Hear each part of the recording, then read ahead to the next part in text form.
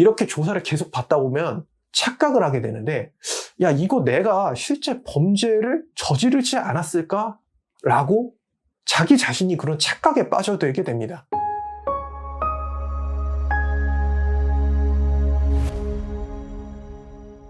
안녕하세요. 범법인 동감 한준엽 변호사입니다. 오늘은 성인 남성이 성범죄자로 오인을 받았고 경찰이 영장도 없이 찾아가서 당신이 범죄자라고 하고 매우 부적절한 발언을 해서 좀 문제가 됐던 사건입니다.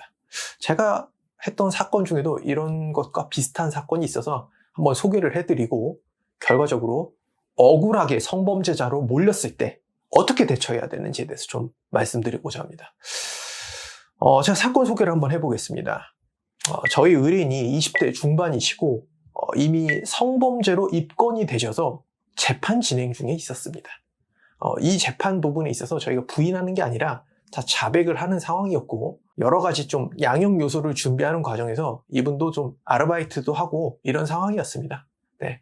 아르바이트를 하는 곳에서 화장실에 다녀왔는데 이 화장실에서 불미스러운 일이 있었나 봐요. 근데 저희 의뢰인이 전혀 관련된 거는 아니었습니다. 근데 내용을 살펴보니까 여자 화장실에 불쌍의 남성이 찾아와서 몰래 사진을 찍었고 인기척을 내자 그 남성이 도망을 가가지고 이렇게 신고가 들어간 사건이었습니다. 경찰은 당연히 CCTV를 분석을 했겠죠. 사람이 여러 명이 있었는데 그 사람을 분석해본 결과 현재 재판 중이던 저희 의뢰인이 범인으로 지목된 상황이었습니다. 그때 당시 그냥 주변 CCTV 영상을 살펴봤는데 한 남성은 한 4-5명 정도가 왔다 갔다 했습니다.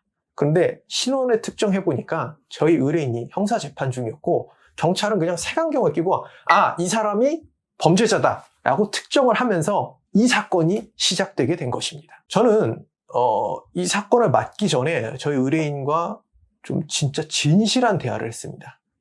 먼저 이 사건과 전혀 관련 없는 게 맞냐라는 질문이었습니다. 근데 저희 의뢰인이 이건 진짜 아니다. 너무 억울하다. 이건 좀 변호사님이 저를 도와주셨으면 좋겠다라고 이렇게까지 말씀을 하셔서 알겠다. 그러면은 당신이 거짓말을 안 했다고 믿고 난 전적으로 우리 의뢰인을 믿고 한번 진행을 해보겠다라고 해서 이렇게 제가 사건을 좀 맡게 되었습니다. 경찰에 일단 조사를 들어갔는데 경찰은 아예 저희 의뢰인을 범인으로 명확하게 지목을 하고 있는 상황이었습니다. 근데 저희 의뢰인이 사진을 찍은 적도 없고 여자 화장실에 출입한 적도 없다고 말씀하셨으니까 증거가 없을 거라고 확신을 했습니다.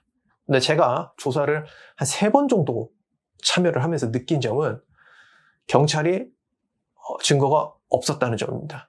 명확하게 여자 화장실로 들어가는 CCTV가 있었다고 하면은 뭐 빼도 박도 못한 증거이기 때문에 그걸로 조사를 진행하면 되는데 제 생각에는 그 화장실 쪽을 비추고 있는 CCTV가 없었던 거예요. 그러다 보니까 의뢰인은 계속 윽박지르고 협박하고 이렇게 하면서 조사를 진행했고 저는 그럴 때마다 조사를 끊고 경찰한테 강력하게 항의를 했습니다. 그러다 보니 경찰관도 압박 수위가 그렇게 높지 않았고 그래서 저희 의뢰인도 진술을 굉장히 잘하셨어요. 그래서 이렇게 가면은 진술에 전혀 문제 없고 불기소 처분이 나올 거다, 무혐의 처분이 나올 거다라고 생각을 했습니다.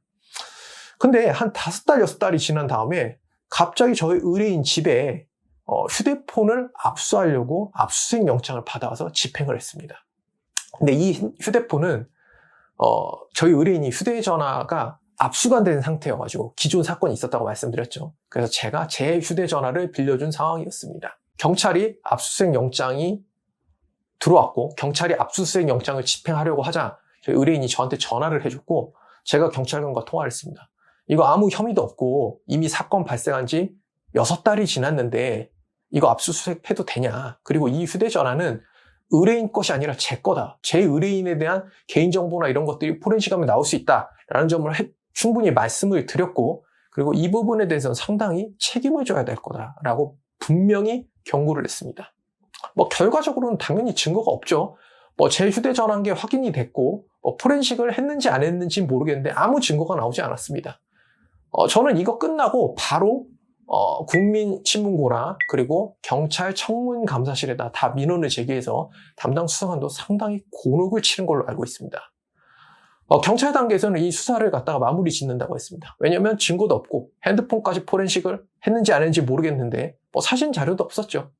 근데 경찰은 곧 죽어도 자기가 수사를 잘못했다는 점을 인정하지 않았습니다. 하나를 갖다 넣었어요. 뭐냐면 성폭법 12조에 규정된 성적 목적 공공장소 침입죄라는 거를 갖다가 혐의가 있다고 인정해서 이걸 가지고 송치를 했습니다. 이게 뭐냐면 카메라 촬영을 목적으로, 그러니까 사진 촬영을 목적으로 여자 화장실에 침입을 했다는 거예요. 근데 말씀드렸다시피 여자 화장실에 들어가는 CCTV가 전혀 없었습니다. 그래서 저희는 검찰에다가 이 부분에서 충분히 소명을 했고 의견서를 갖다 한 2차례 정도 제출을 했습니다. 근데 검사들은 당연히 이거를 공소를 제기했을 때 공소 유지, 그러니까 무죄 판결이 나오면 안 되기 때문에 좀 신중히 판단을 해서 기소할 건 기소하고 불기소 처분할 건 불기소 처분을 합니다. 근데 저희 의견서가 당연히 먹힐 수밖에 없죠. 증거가 없으니까요. 그래서 결과적으로는 불기소 처분이 나온 사례였습니다. 자, 저희 의뢰인이 억울하게 입건돼서 한 10개월 정도 마음고생을 엄청 많이 하셨습니다. 근데 다행히 빨리 저희한테 말씀을 하셔서 제가 동행을 해서 사건을 처리할 수 있었습니다. 근데 대부분 사람들이 야, 내가 당당하고 범죄를 저지르지 않았는데 굳이 변호사를 선임할 필요가 있을까? 라고 이렇게 생각하시는 분들이 많아요. 근데 제가 드리고 싶은 말씀은 억울할수록 변호사를 선임하셔야 된다라고 말씀드리고 싶습니다. 왜냐하면 경찰관들은 되게 압박 수위가 높습니다. 조사를 할 때 특히 나이가 어리면 약간 반말과 존댓말을 섞어가면서 사람을 약올리면서 신경을 긁습니다. 이렇게 조사를 계속 받다 보면 착각을 하게 되는데 야, 이거 내가 실제 범죄를 저지르지 않았을까? 라고 자기 자신이 그런 착각에 빠져들게 됩니다. 그러면 이 순간부터는 진술도 꼬이게 되어 있어요. 그러면 누군가는 객관적으로 이 상황을 정확하게 보고 잘못된 방향으로 가는 걸 막아주는 사람이 필요합니다. 그게 변호사의 역할입니다. 자, 제가 오늘은 동탄 사건을 중심으로 누구라도 억울하게 성범죄자가 될 수 있는 케이스에 대해서 말씀드렸습니다. 추가로 궁금한 점이 있으실 경우 저희 법무법인 동감으로 연락 주시면 친절히 답변 드리도록 하겠습니다. 감사합니다.